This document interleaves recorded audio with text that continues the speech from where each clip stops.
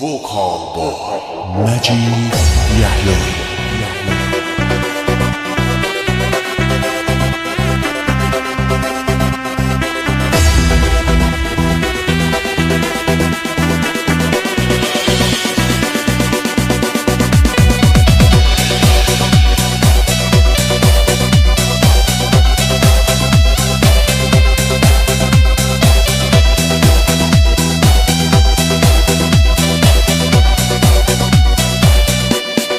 میخوام بهت چیزی بگم گریت نگیره، آخه تو عزیزترینی بغضت نگیره.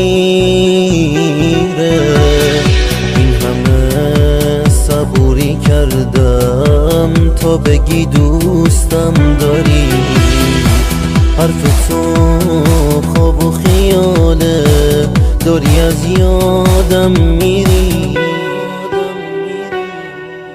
گفتم بهت گریه نکن، من که هنوز دوست دارم، من که باورم نمیشه دارم از یادت میرم. گفتم بهت گریه نکن، من که هنوز دوست دارم، من که باورم نمیشه دارم از یادت میرم.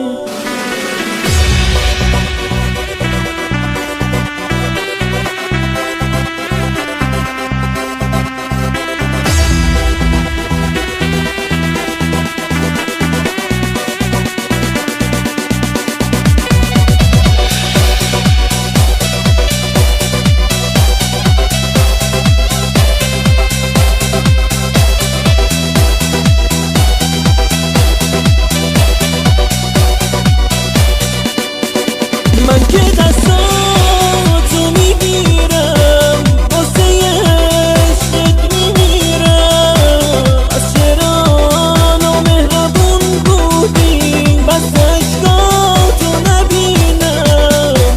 آخه برام تو عزیزی نمیخوام بغضت بگیره، عشق تو سینه من تا